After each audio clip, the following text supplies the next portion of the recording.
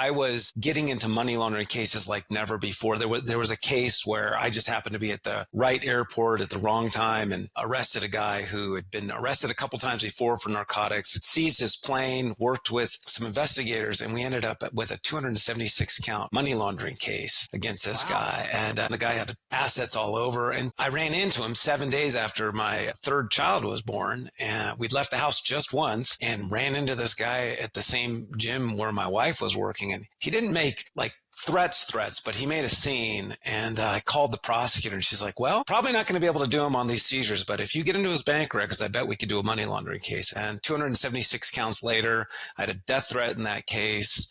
Was over in Pahoa, Hawaii, and was able to arrest him. And so I've never looked back on those financial cases.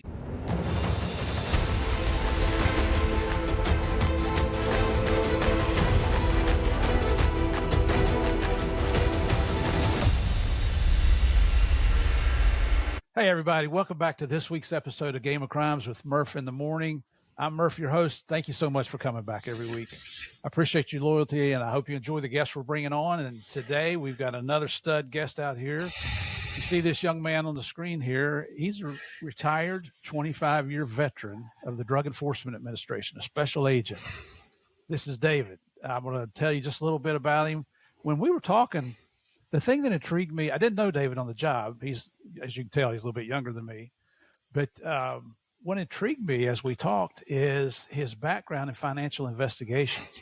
And he's actually recognized as an expert witness in federal court when it comes to financial investigations.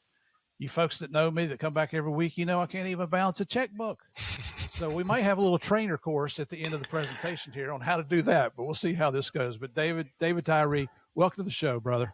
Well, thank you so much for having me, Steve. I sure appreciate it. What an honor. And an honor to meet you. I have seen you in my career, just didn't have the courage to come up and speak to you. Well, thank you for saying that, but it's not a whole lot an old man can do. So I tell you what, that's what I love. You and I were talking a little bit before we got started here. That's what I love about the podcast and our speaking events that Javier and I do is we get to go out and meet law enforcement people around the world. And it's like living vicariously through what they do. So I love having guests on here. And most of them are retired, but some of them are still active duty. You always learn something new here, right? Well, by the end, I might teach you how to balance your checkbook. I did fail math in high school, so, you get what you get. I sucked at math in high school, but I got to college. I think I finally got a professor that, knew he was dealing with an idiot. And so he dumbed it down to my level where I understood it. And I kind of took off after that. But well, thank God that when you're doing financial investigations around drug dealers, it always seems to be round numbers. So kind of hard to mess those up. Yeah, that. And I haven't had geometry come into anything yet. No. God, thank goodness.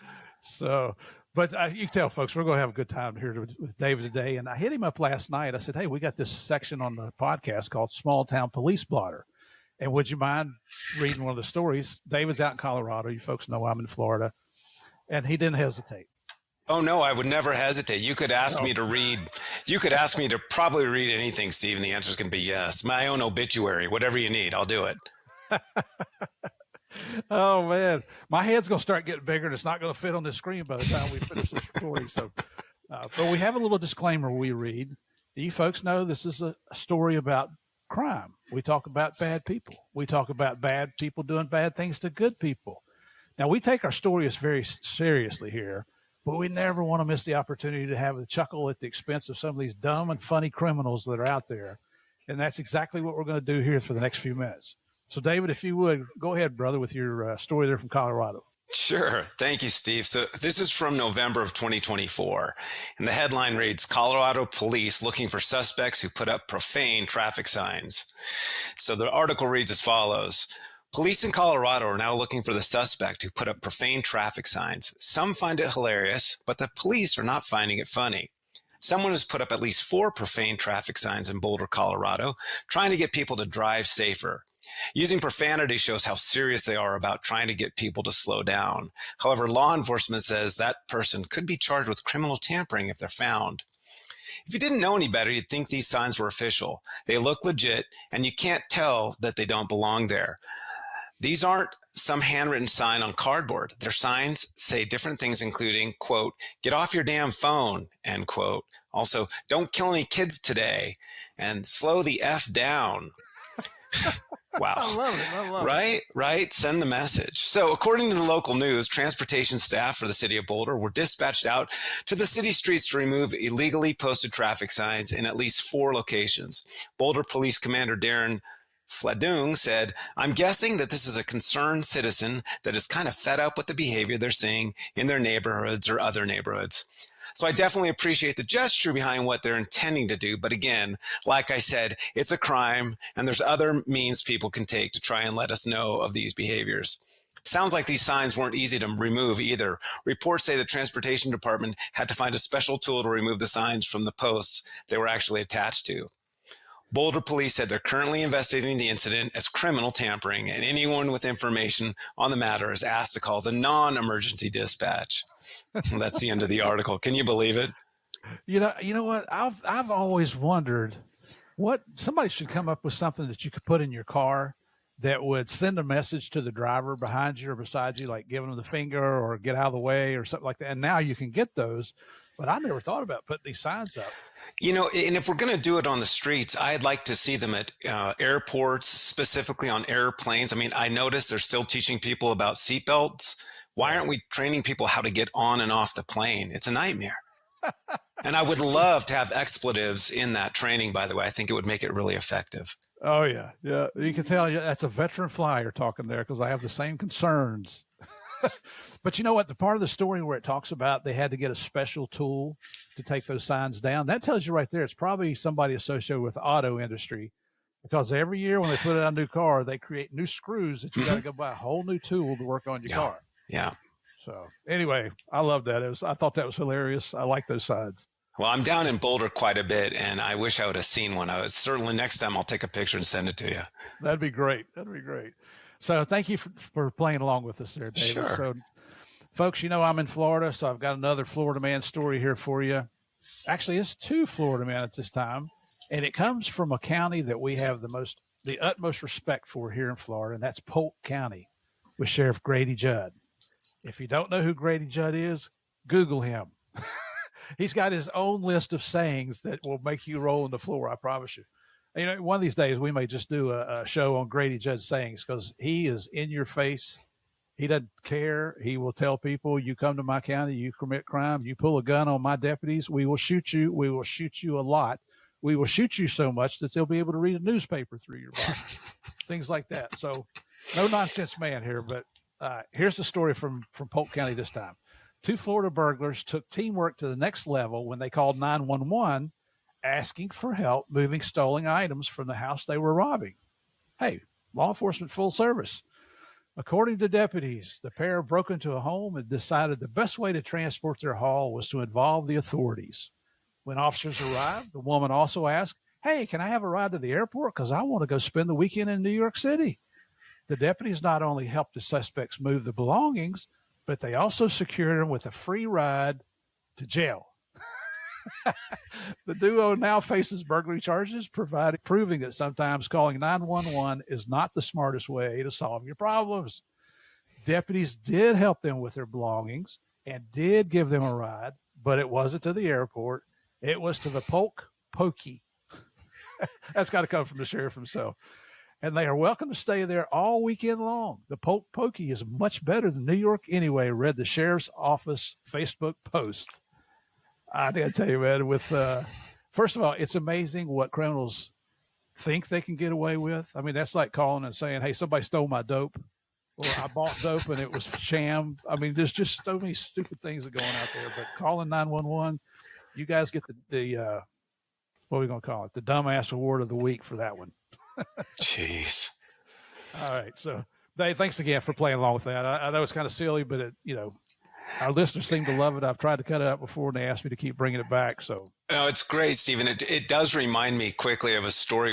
I was part of the interdiction team in Albuquerque, and there was a time where we helped an older gentleman with his bag. You know, we're non-uniform, doing consensual encounters, seizing drugs and money, and we get a call from DEA out of Kansas City, and the same bag we'd helped this gentleman with had like 150 pounds of weed in it. Like, we were literally Officer Duguid helping him get it up. It's just, so it happens to the best of us. Oh, I love it. I love it. That's just the things you see out there. I've got a Patreon channel too. And by the way, if you're not aware of the Game of Crimes Patreon channel, just go to gameofcrimes.com/Patreon or go to patreon.com/Game of Crimes. Come on in and see what it is. But every week or every month, I have a section called You Can't Make This Crap Up. And it's an hour's worth of stupid criminal stories from around the world. And there's no sign that we're ever going to run out of material. No. Yeah. All right. So let's get into today's interview with David Tyree here, everybody. David here was, I believe you're an avid listener to the Game of Crimes. Oh, yeah. If you weren't, at least I'm calling you that now. And he sent me an email and he said, love listening to your show. And he said, I think I got some stories you might be interested in. And I do get a lot of emails like that, text messages, and I appreciate them all. I'm always looking for good guests on here. I always want to portray our heroes for what they are, and that's heroes, people that are willing to risk their lives for folks like you and me. So I started reading what David wrote, and because of his background in financial crimes, I really don't have a strong background in financial crimes. I always tried to bring in either an analyst that knew how to do that, or an IRS agent was always fantastic if you could get them, but they're kind of hard to get sometimes because they're few and far between. But David here was talking about being involved in the seizure of some bank accounts associated with the Sinaloa cartel, specifically with Rafael Caro Quintero. We call him RCQ. If you're not familiar with that name, he's the old fart that was extradited to the United States a couple months ago that was directly involved in leading the efforts to kidnap, torture, and murder our agent, Kiki Camarena, down in Mexico back in the early 80s. And they didn't just murder him once. They had a doctor on standby so that they could inject adrenaline straight into Kiki's heart. They murdered a guy 3 times. This piece of crap, I got no respect for. I hope he dies in jail. Just put it out there. People like that don't belong. In my opinion, they don't have the right to walk on the planet with us because they're just some of the most heinous and evil people that you'll ever run into. So anyway, that alone, plus the fact that he's recognized as a expert witness in federal court, that's a big deal. I don't know if you're not familiar with that. Not everybody gets that designation. In fact, 38 years as a cop, I probably can count on one hand the number of people that I know that were recognized as expert witnesses in federal court. So it is a big deal. But then he also talked about working over in Portugal. Turns out we have a common friend over there, a former British law enforcement officer that I knew from England that ended up in Portugal running a center. And we'll talk about that here in a few minutes. And also one of the cases he got to work on over there that involved some command leadership in the country of Guinea-Bissau. So we got a lot of good stuff to talk about today. So y'all probably wishing I'd just shut the hell up here and let's get on with it. So David, if you would, just to get started, tell us a little bit about where you're from, where you grew up, what your family dynamics are, brothers and sisters. Did you play sports in school? Did you go to college? That kind of thing, please. Sure. Well, again, thank you for having me. And as you spoke about those investigations, I first and foremost need to make sure and get out there that it was always a team effort. And sometimes I got to take a pole position on the team, but other times I was just in the back watching some incredible investigators from the state, the city, federal level, and international partners. And I was always really proud to represent DEA in those investigations. But I just want to, if they're listening, and I hope they are, they're going to say, oh, he's going to take all the credit, which is something, it happens. And I want to be sure I put it out there that, look, I was one of a team of some incredible investigators, and they all know what they did. But sometimes it was my job to brief the ambassador at the embassy, and I would always be like, wow, if they only knew that I was just barely there. So yeah. If you don't, I thank you so much for mentioning that, because it's the same with Javier and I. We get all this credit for about the Pablo Escobar case and the Medellin cartel. That wasn't just two guys. That was a full team. Everybody in the embassy would have, done anything they could to come up there and assist the teams of DEA and other law enforcement, not just in the United States, but around the world.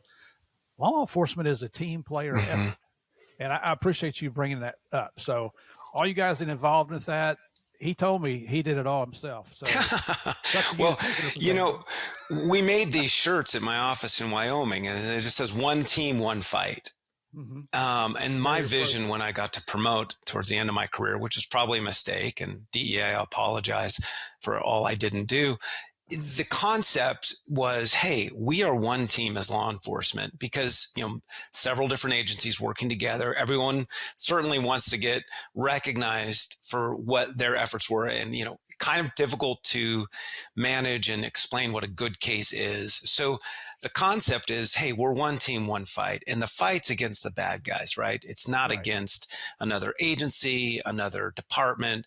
That was something I learned throughout the course of my career, watching some really great investigators at every level. And the ones that impressed me the most were the ones that allowed the teams to bask in that collective glory. Never, by the way, in the failure, but in the collective glory. So that comes from a place of humility, because I learned so much, even in these financial investigations, from some brilliant investigators.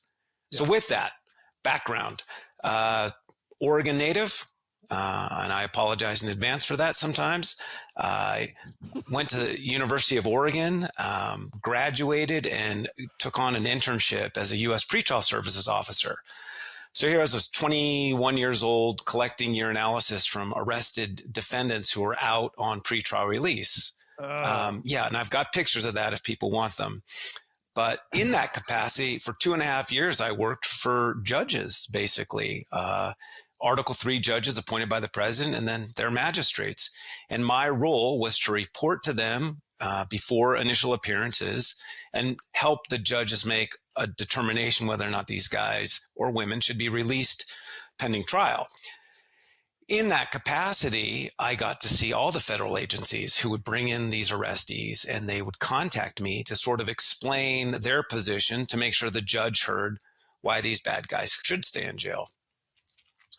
And I was completely enamored by the DEA. I was just completely gobsmacked by the fact these guys would walk in with these bad guys. And I was really enamored, and also a little bit standoffish because they were so cool to me. So not that the other agencies weren't. They all were cool. But the DEA guys, I thought, wow, these guys look like trained killers. So eventually, the RAC at the time asked me about, hey, would you ever consider applying? And of course, at that point, I was walking on water. I said, absolutely. Had no idea there was a PT test. So that in 1998, I'd just been married a couple years. I got hired by the DEA, went off to the academy, kissed my bride goodbye, and incredible 4 months, right? I'd never been to a police academy before, trained with some of the most amazing people in BAT 127. And I was put in Albuquerque, New Mexico. Incredible work. I mean, when I reflect back on 25 years, I'd never worked so hard as I did with the teams in Albuquerque and throughout the state. Did 5 years in Albuquerque. And in that time, by the way, that's where I got turned on to financial investigations. I had a really great ASAC who took me aside and he said, you're going to start seizing assets from drug dealers, period. Wow. And he sent me some trainings, and I really never looked back. The prosecutor in Albuquerque was great. And as far as asset forfeiture went, 5 years later, I'm back in my hometown of Portland, Oregon, again, working with a really aggressive U.S. Attorney's Office, seizing assets, planes. I got to go to Hawaii, seize houses, a lot of cars. So for 8 years in Portland doing financial investigations and just traditional drug cases where I would just get into the money. I said, well, let's not just take their dope, let's take their bank accounts. And again, I worked with some incredible investigators at DEA and Homeland Security that helped me understand what I needed to do.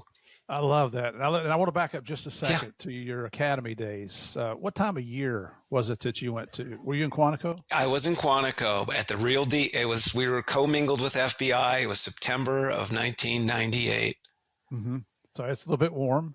It was warm. Oh boy. We had Mad Jack McFarland was a PT instructor, and there were days where he had us running in the morning, and they'd come in at 4 o'clock, say, "We're running again, guys."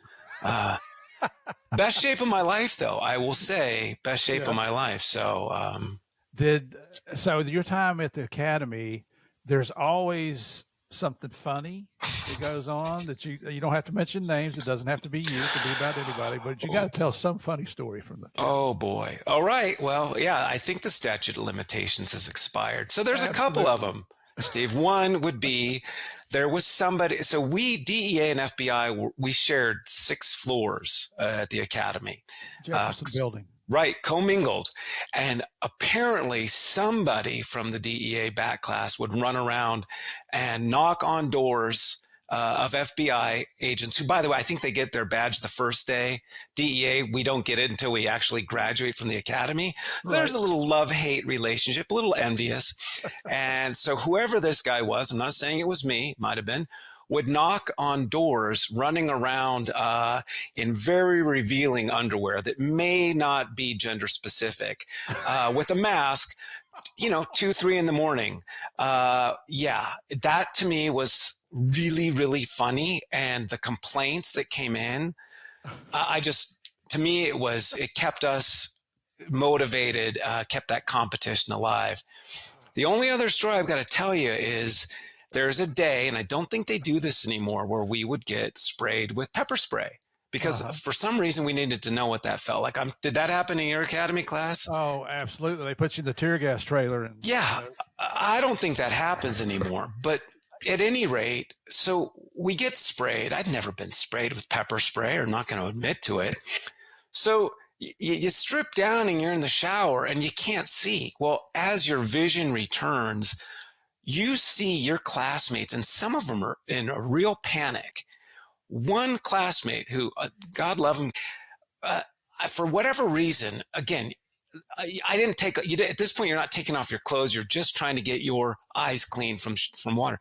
He had stripped down and gotten into the fetal position, was laying in this community shower, just wiping his eyes. And we just couldn't stop making fun of him. And I feel horrible admitting it, but it was a position that many continued to take in the communal shower, saying, "Hey, look, everybody, I'm this guy." Oh, and to me, again, that kind of camaraderie, that shared misery, it was before CrossFit was ever a thing. We just had this shared misery. And to this day, we'll get these messages from BAT class 127 talking about, "Hey, I'm not sure if you're laying down in the shower, but if you are, so that's the kind of stuff that it just builds memories. And you take that into the field as an agent and you try and build on it. So anyway, Portland, 8 years, really enjoyed it.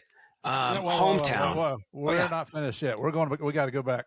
Okay. All right. You want more nude stories about showering at the academy? No. Okay. Oh, heck no. None of those. But, our regular listeners have heard me say before, if you've got thin skin, this is the wrong job to go into.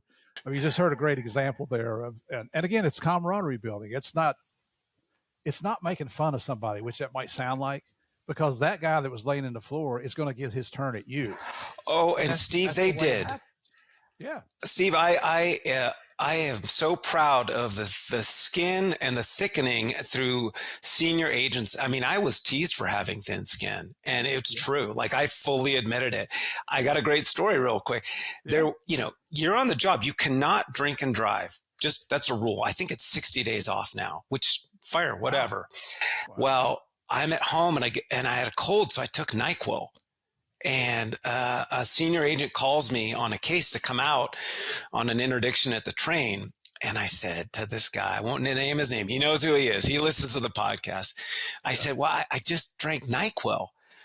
Oh, I did not hear the end of it. And by the end of that year, I had 6 different bottles of NyQuil left on my desk.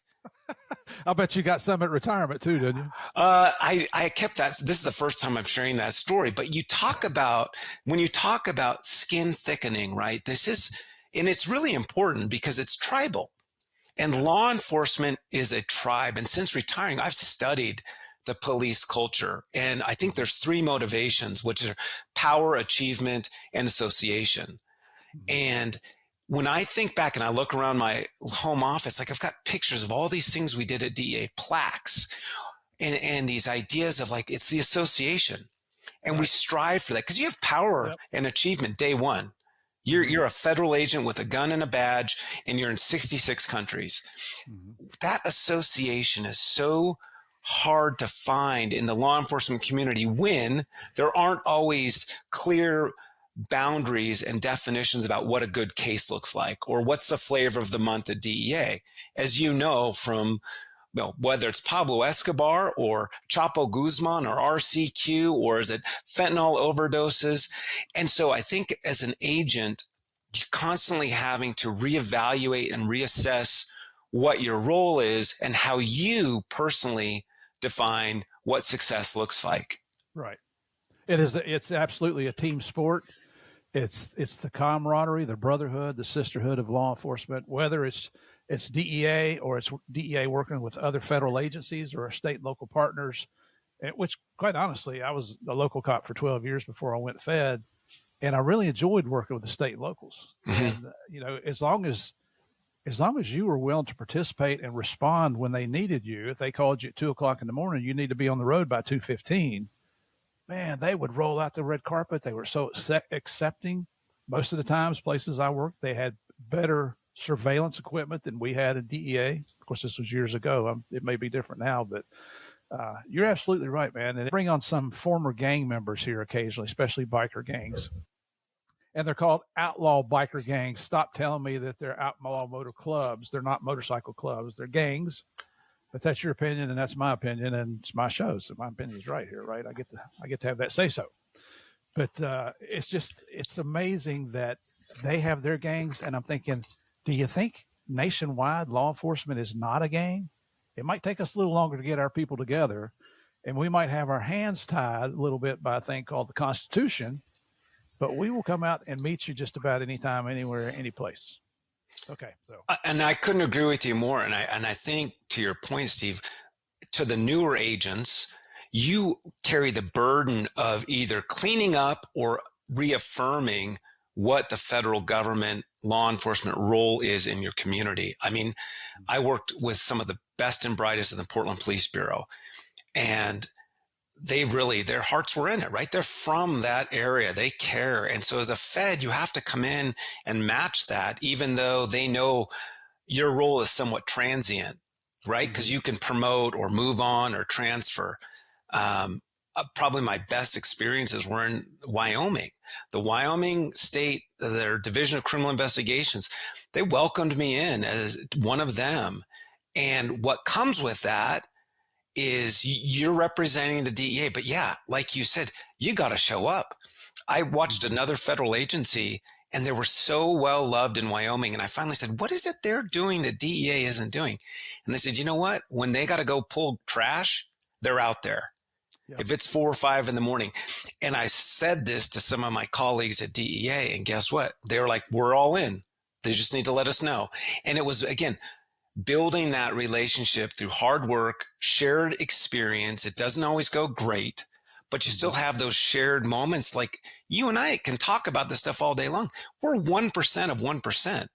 If you're not in law enforcement, like I don't do well at social gatherings until I can find somebody who's either in the military or in law enforcement, because at least there's a connection. But if it's, if it's a neighborhood get together, I'm sort of looking at everyone's waistband saying, are they carrying a gun? Because I live in a rough neighborhood. You're so suspicious. Yeah. Well, it's like you said, DEA, when I was a younger agent, we were referred to as one of the media outlets, one of the national media outlets as jackbooted thugs. Mm-hmm. Okay. I've been called a lot worse than that. I'm okay with it. When we were at the academy, Steve, they brought in a reporter to interview the actors from Hogan's Alley. As you recall, to the listeners, if you don't know, are continually taking us through practical exercises to learn how to effect arrests, to take a tactical position when you're actually doing enforcement, surveillance, etc. So when the actors were interviewed, they said that when shot in the practical exercises by the Bureau, they felt like the agents from the Bureau had to go to confession. And when shot by the agents at DEA, they felt like the agents were planning on where to go eat lunch.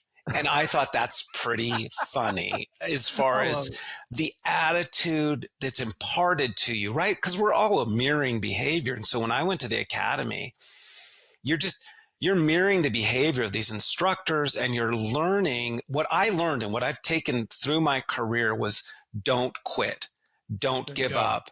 And it didn't occur to me until at least hearing about or being in a couple of critical incidents that training is about, hey, if you get hurt, you've got to get yourself to safety. Like, don't be a burden to the rest of the team. And I saw that reinforced by firearms instructors and tactical instructors till really the week I retired. It was the same messaging as, you're not going to quit.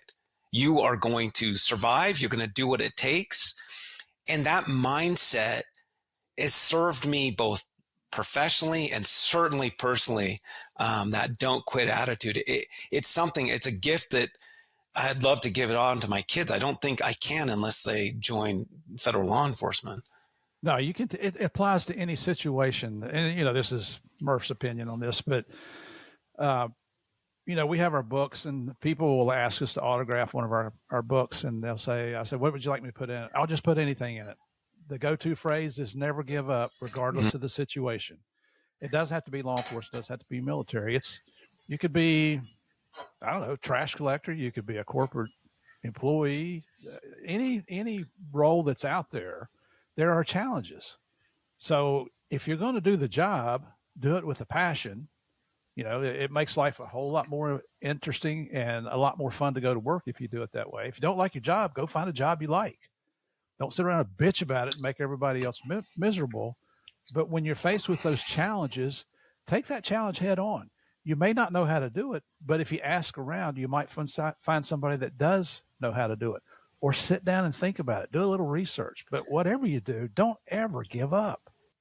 Steve, I remember signing off on emails for the longest time.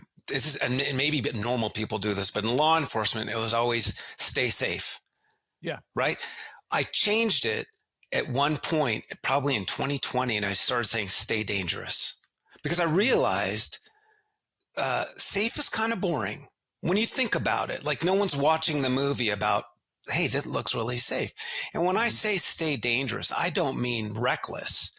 I mean, do the work internally so that when something goes wrong, and it will, I mean, I'm sure it's happened to you. I've been off duty and had to make arrests. You have that presence of mind, and you feel comfortable being uncomfortable, which is what really DEA taught me through doing undercover or financial investigations, plainclothes interdiction. And what you're saying and what you say in your book is, I mean, that is a mantra, right? Mm-hmm. Don't give up. I'm drinking today from I'm going to put it on camera. I'm not plugging anything, but it's Relentless Champions of Hope. I was diagnosed. I said designated. I had a cancer diagnosis in 2021. And I'll tell you what, I brought that fight attitude to cancer, and I'm so honored and proud to say I beat it. And my doctor, my oncologist, guess what his favorite show is? Narcos. Hilarious. Right? So when he found out that I was with DEA, because again, to listeners, you're not really advertising this. He said to me, he said, well, if I don't help you with this cancer diagnosis, you could take away my ability to prescribe medicine. Yes, we can. And I said, Doc, I will put a kilo of Coke and a dead hooker in your trunk if you don't cure this cancer. And we've become great friends. And he actually has now a DEA shirt. He's got all kinds of swag, because that was the trade-off for curing cancer. But it was that don't quit attitude that I'm telling you, I learned through life experience and then applied at DEA. And I found a tribe, and I found my people, and it wasn't always easy, and I bet 50% of the people didn't like me, And that's okay, but we were still a tribe. And when things went south, and they always said, when I saw the way these teams would come together, I'll tell you really quickly, just the other day, I was talking to DEA out in Phoenix. And the agent I was speaking with, we were doing phone tag, and he said, "Hey, I'm sorry, we've been out with the trauma team." I said, "Oh, is everything okay?" "Yeah, an agent had a heart attack." I'm like, "Oh, no." Is it? Now, the agent had been retired for 14 or 15 years. Wow. Had a heart attack. Family calls DEA Phoenix, and they go out to provide the trauma team. And I said, "I didn't know that's what you do." "Oh, yeah. If anyone ever calls and they're DEA," and that's news to me. I had no idea. I don't wish a heart attack on anyone, but I ran to my wife and said, "Listen, anything goes south, here's the number to the office in Denver. Give them a call." That is leadership from Sherry Oz, who's the special agent in charge of the Phoenix division, a friend of mine. And that's what a leader does. A leader takes care of their people. Been retired, but you still served your country. You served the agency. You served your communities everywhere you were. Man, I just had, I have the utmost respect for Sherry to start with. She was actually a guest here on the show quite a few episodes ago, but the level of respect for her just went up another notch here. And you say that. Good and job, see, Sherry. that's that tribal mentality that we bring. And it's just about, again, in the face of danger, in the face of, look, I watched agents and task force officers responding to overdose deaths, and they were responding to families who had lost a family member to an overdose. And I'm thinking, what training do these agents have in this sort of traumatic, really devastating, ugly, sad situation? And I watched the resilience of these agents and task force officers, and I just marveled at it. I was constantly interested in what built them, what brought them into that space where they could be resilient and not harden their hearts, if that makes sense. They took that as fuel and motivation to find the distributor, to work with the prosecutor. Like, there was a lot of passion. And I can tell you, I lived in Portugal, right? So we lived 5 minutes from the beach. You get out into the water with these Portuguese that are surfing. I would boogie board. I wasn't good enough to surf. And I'm thinking, what's motivating these guys to get into the water, and women? It's crazy. It's cold. There's large fish. We don't belong there. And they said, it's passion, man. Passion rules. And I think about that from a perspective as law enforcement, because they're hard hours, right? They're tough hours, and you're only as good as your last case. And you can do a great case, and someone within your agency can find fault in that as well. And you may not win, right? It's 9 months later, it's going to trial. You don't know. And I think it's that passion. I had a good friend from the Cheyenne Police Department, and he is the narcotics lieutenant or sergeant. And he said, dope work is the only work where you actually make work. If you think about it, like, you're trying to expand your investigation, where in other types of investigations, you can actually, solve that problem with 15 minutes and move on to the next dispatch call. So I have nothing but respect for narcs all over the world. And I've gotten to work with many of them from all over the world. And they all bring that same, they told me in Portugal, they call it the color of the shirt. And it's a reference to the soccer teams they support, because these guys were making €1 an hour in overtime. And I said, how do you do this all the time without complaining? They go, it's for the team. There you go. That's the right attitude. Yeah. Wow. That's a great attitude to have. So, and by the way, Sherry Oz was episode 17 here on the Game of Crimes back in October of 2021. So she was the 17th guest we had here on the show. That was back when we were allowed to interview DEA employees, and then leadership changed and we weren't allowed to, but leadership changed again. So we'll see if we could get back to bringing some of these studs on here, because it's just unbelievable what's going on out there. DEA has never done a really good job at promoting itself. It's one of the most secretive agencies outside of an intelligence agency that you'll find. And so that's one of the things that we like to do here on Game of Crimes is tell you what DEA does. So I love doing that. It's incredible. Just to your point, that's why I love this podcast, is because I would train DEA and Quantico on financial investigations. And my mantra, another mantra, was you are special agents, not secret agents. But it's really hard because we're not the fire department, right? No one claps when DEA shows up. I found when people in my career learned what I did, they would start confessing their drug use to me. It was really strange. And I thought, this isn't confession. So I think they bring a lot of guilt and shame into that interaction where it's like, man, we're putting traffickers away that are making millions and millions and millions of dollars off of the addicted in our communities. Like, if you're smoking weed, that's on you, but be part of the solution, be the hero in your story. But I think for agents, it's a very, it's a small world, and they do incredible work. I think DEA and the other federal agents are very well respected around the world, but they have to earn it. You have to earn it, and you have to show up. You have to be competent. You have to be humble. You have to be thoughtful.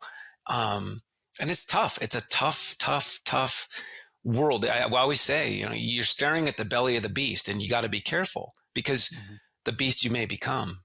Yeah, absolutely. Good words there. It's, and I've also have a lot of people, even now, and I've been retired since 2013, you'll meet people that were never in law enforcement and they find out you're DEA. And even though they haven't tried drugs, they feel the need to tell you that. It's like, okay, I'm good. You want to smoke weed? I don't care.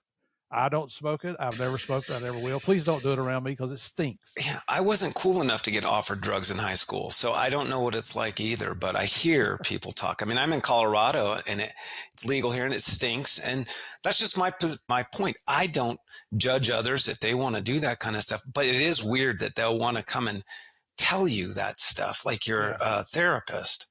Yeah, yeah. Well, I guess at one point in our lives we were, huh?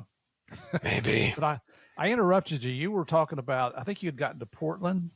Oh, yeah. So I'm staring at my plaque they gave me when I left. It's just really a great U.S. Attorney's Office on the asset forfeiture side. So I was getting into money laundering cases like never before. There was a case where I just happened to be at the right airport at the wrong time and arrested a guy who had been arrested a couple times before for narcotics, seized his plane, worked with some investigators, and we ended up with a 276 count money laundering case against this guy. And the reason for me, one of the reasons that this was a great case in my mind was, one, the guy had assets all over, and two, I ran into him 7 days after my third child was born, and we'd left the house just once and ran into this guy at the same gym where my wife was working. And he didn't make like threats, but he made a scene, and I called the prosecutor, and she's like, well, we're probably not going to be able to do him on these seizures, but if you get into his bank records, I bet we could do a money laundering case. And she was right. And 276 counts later, I had a death threat in that case, was over in Pahoa, Hawaii, and was able to arrest him. And he ended up being actually a really good witness, and we developed some other cases from him. So I've never looked back on those financial cases. I get to teach it for ACAMs. And what is ACAM? Oh, sorry. It's the Association of Certified Anti-Money Laundering Specialists. And they have a law enforcement platform, and I get to work with law enforcement and teach on cryptocurrency and teach on what it means to actually find commingled money through bank records, which is kind of, I don't know, I'm not an accountant, but you see it when you see it, it's fascinating. And so I guess my experience there is, when you start taking bad guys' stuff, I believe, and I could be wrong, that you're taking out the economic incentive for them to commit crime. As you know from your cases, right? I mean, how much dope did you all seize from the Escobar organization? It's like, well, they grow more coca. So I feel like, hey, if we take their money in addition to the criminal case, we're doing our full due diligence on those investigations. You're absolutely right. And when we do our speaking events, we talk about the true story about Pablo Escobar, but one of the things we show the audience is some of the smuggling techniques that we encountered. Javier was on a seizure in Colombia where they seized 10 tons of cocaine. You think that hurt Escobar? No, not at all, man. They had so much more. But what I tell the audience also is when it comes to assets, if you want to hurt somebody, you put them in jail. If you want to make them cry, take their stuff. Because that's what it's all about. Who's got the most toys at the end, right? That's what it's all about. So, yeah. So to your point, so I went over to Portugal. I was assigned to the embassy in Lisbon. I got to work really closely with the Portuguese Judicial Police. And in addition, I was assigned to the Maritime Analysis Operations Center, which was 6 different countries all working together to do at-sea interdictions from narcotics coming out of South America, destined for West Africa and Europe. And that's, again, you mentioned Javier's 10-ton cocaine seizure. I didn't know there were seizures like that until I started working with the Portuguese Judicial Police and DEA in South America. And they were calling us on sailboats with 2 tons of cocaine. And I'm thinking, I said, did you say tons? And I've got so many great pictures of these interdictions that we were able to facilitate. And one of my favorite stories is when the Spanish took the narcotics on a controlled delivery, and these 2 Brits showed up with 66 million euros. 66 million euros. That's a lot of money to carry. And we brought over DOJ to help establish a treaty with the Spanish and the Portuguese on equitable sharing, because we were trying to, and they were very open to the idea of like, listen, we've got the dope, and yes, we can seize the boat. Let's work this in both directions and take money from these organizations in Europe, Eastern Europe, West Africa, and try and take money from the folks in South America. And I got to give a shout out to the Bilateral Investigations Unit, Southern District of New York. Like, prosecutors got involved, money laundering and asset forfeiture sections, and everyone's on the same page to what you just said. Like, we're going to keep playing whack-a-mole, taking their drugs. And by the way, I never poo-poo that. I think it's really important that we get the dope off the street.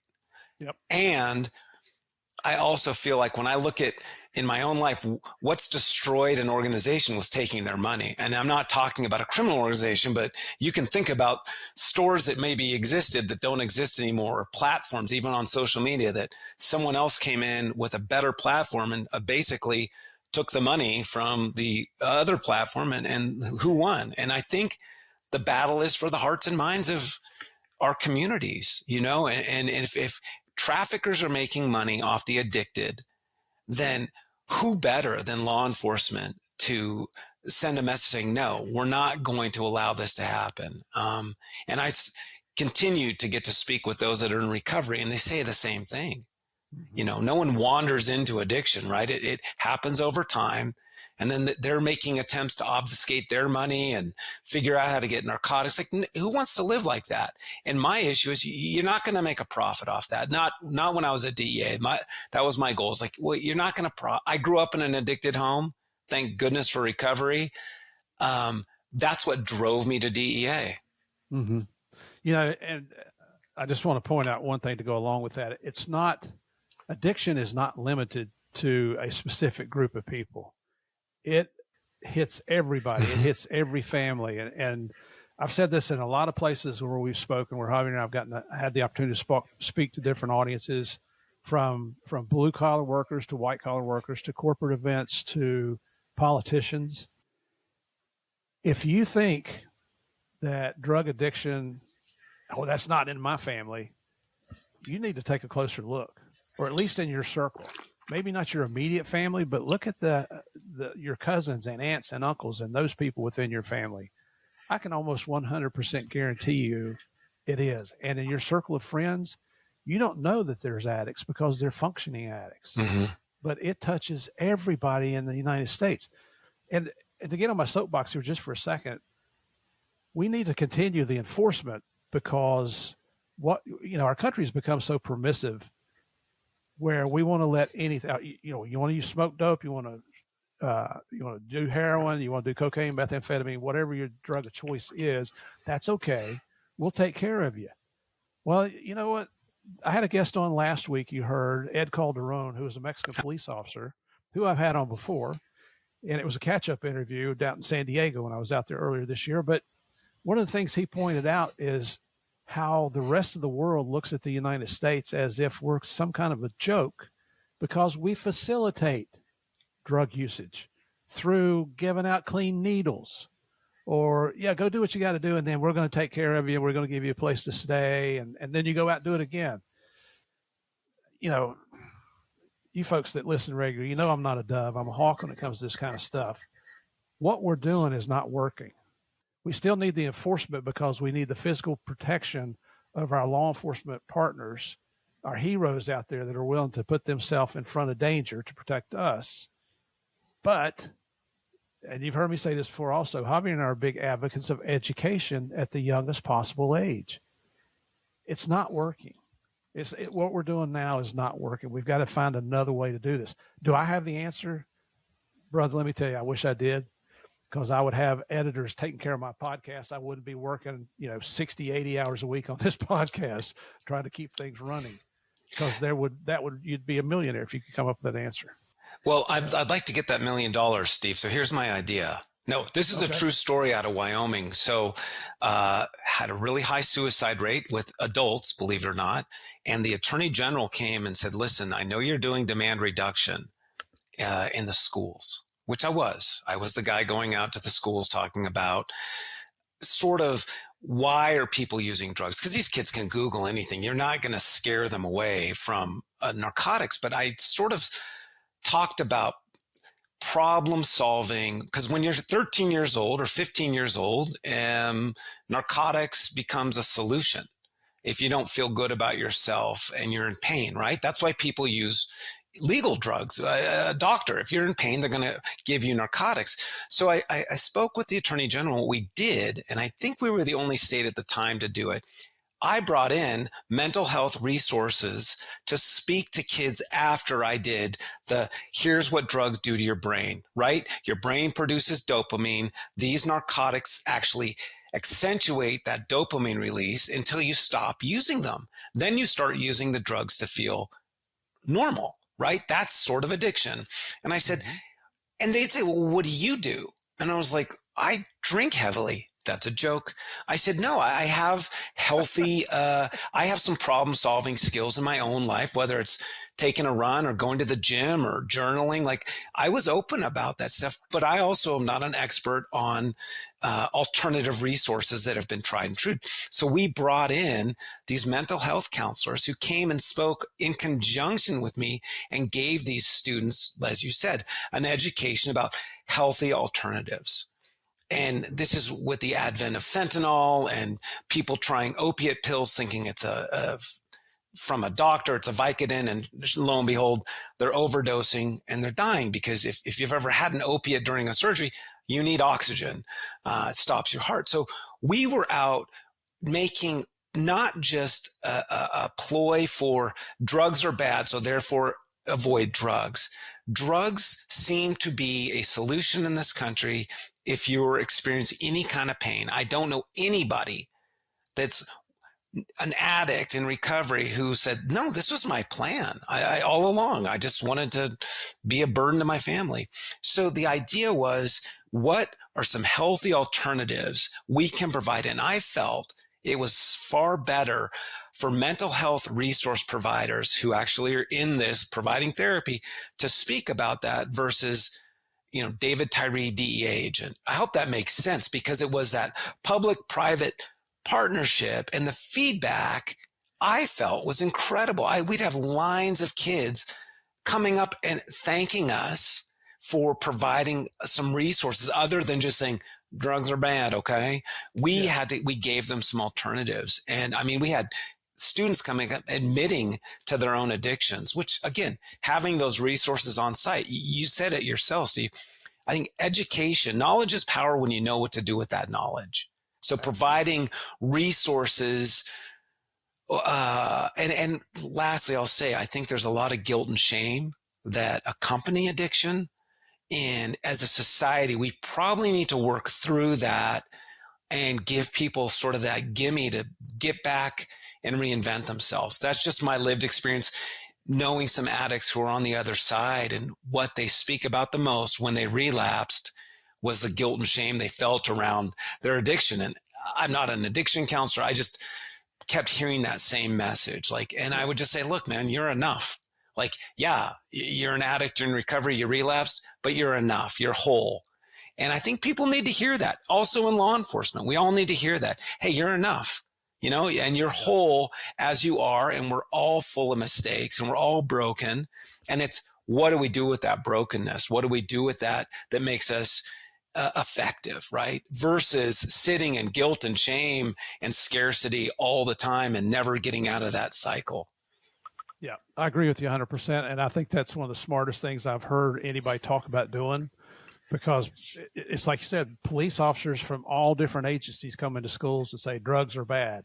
I mean, even the DARE program, that's what it is. Drugs are bad. You're trying to teach them that. But to have somebody there to talk to them, to facilitate that and take it to the next step, that's a great idea, man. Oh, well, I was really happy with it in Wyoming, and I think the Attorney General was too, and it was her idea. So again, I always give credit where credit is due. Is she still the Attorney General? She's not. She's not, but she was a good friend. Idea. Yeah, that was my idea. And yeah, vote Tyree 2020, whatever, for AG. Oh man, I love this, because this is what we're talking about is extremely important. This is not the direction I thought we would be talking about, but this is more important than what I had come up with. Oh, well, let's go to what you want to talk about. Jeez. Oh, we're going to. It's. I want to get into some of the cases that you are involved with. We've been going a little while here, so what I want to do is let's take a break now. Everybody, you want to come back for part 2 of this interview with David Tyree. He mentioned to you he was in Portugal, and he mentioned the Maritime MAOC. What's that again? Yeah, Maritime Analysis Operations Center. And it just so happens we have a common friend. I had a British police officer friend that I mentioned at the beginning of the show, Frank Francis, who ended up being the director there. Phenomenal organization, but there's one particular case he hasn't mentioned that I think you were involved with. So we'll get into that. But everybody, thank you for continuing to come back each week. If you haven't checked us out on YouTube list yet, if you're listening to this on audio, do me a favor, go to YouTube, type in Game of Crimes Podcast in the search bar at the top. Hit the subscribe button, listen to some of the episodes, hit the like button, tell your friends. We're trying to build up YouTube this year. That's the goal for 2025. So appreciate you doing that. Be sure to come back tomorrow and listen to these exciting stories that we're going to get into with David Tyree here. And David, thank you so much for being on the show, brother. We'll see you tomorrow. Sounds good. My pleasure. All right, everybody. In the meantime, stay safe out there. We will see you mañana.